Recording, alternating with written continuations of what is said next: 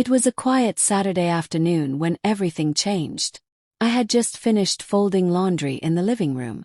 The house smelled like lemon cleaner, and the faint scent of my husband's cologne lingered in the hallway. Michael, my husband of 12 years, was out getting groceries. Our kids were spending the weekend with my sister. It was supposed to be a peaceful weekend, just the two of us. Then the doorbell rang. I wasn't expecting anyone, so I hesitated for a moment.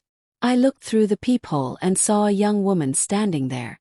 She looked nervous, maybe mid-20s, with long brown hair and a tight grip on her purse. I opened the door slightly. "Hi, can I help you?" I asked. The woman looked up at me, eyes wide and glassy. "Are you Emily?" "Yes," I said cautiously.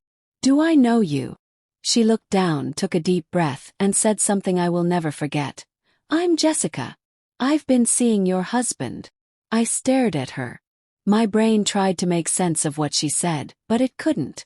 It felt like the air had been sucked out of the room. I blinked, still holding the doorknob. "What?" She nodded slowly. "Michael. I didn't know he was married. Not until recently. I swear I didn't come here to cause trouble. I needed to tell you." Woman to woman. I felt like I couldn't move. My fingers let go of the doorknob. "Come inside." I don't know why I said it. Maybe I wanted answers. Maybe I just didn't want the neighbors to hear. I led her into the living room and sat down on the edge of the couch. She sat across from me, her hands shaking. "Start from the beginning," I said. Jessica explained how she met Michael at a bar almost a year ago. He had told her he was divorced, and they started seeing each other. She had no idea he had a family. No idea about me. No idea about our 2 children. She only found out a few weeks ago when she followed him one night and saw him come home to our house. "I felt sick," she said. "I wanted to walk away. But I felt like you deserved to know." I sat silently for a long time. My heart was pounding. I felt embarrassed, angry, betrayed. All at once. Just then the front door opened. Michael walked in, holding a grocery bag. He froze when he saw us. "Emily," he said. "What's going on?" I stood up slowly. "Michael," I said calmly. "Jessica came to visit." His face turned pale. "Jessica." He looked at her, then at me. "Emily, let me explain." "No," I said, my voice sharper now. "You don't get to explain. Not yet. Sit down." Jessica stood up. "I should go," she whispered. "I just wanted to tell you the truth." I looked at her. She looked truly sorry. Not like a homewrecker, not like a villain. Just a young woman who had been lied to.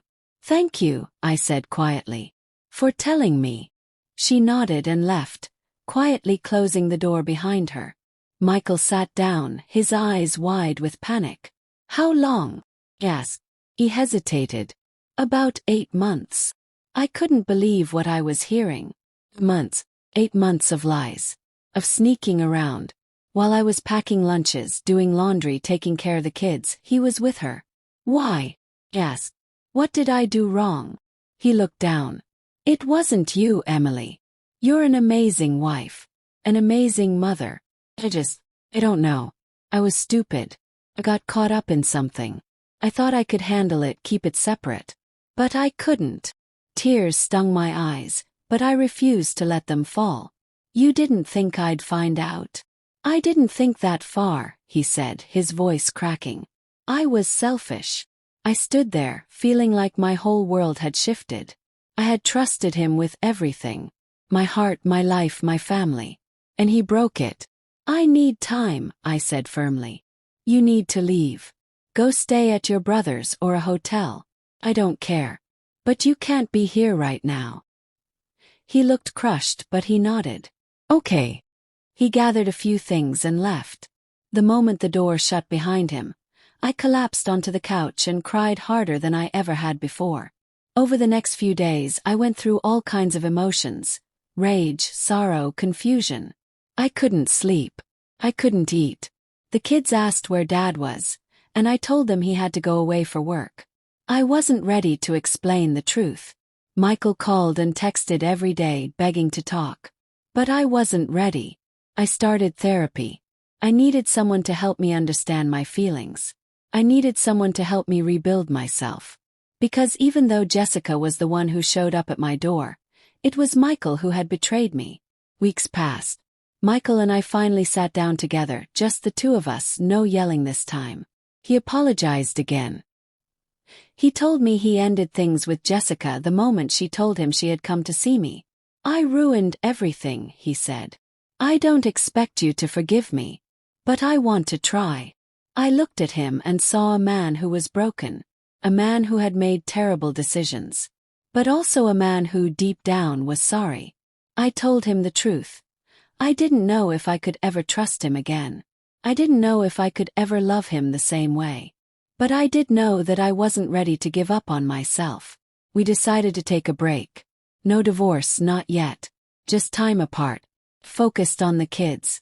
On work. Myself. I started painting again, something I hadn't done in years. I felt the strength coming back into my bones, little by little. One day, I ran into Jessica at a coffee shop.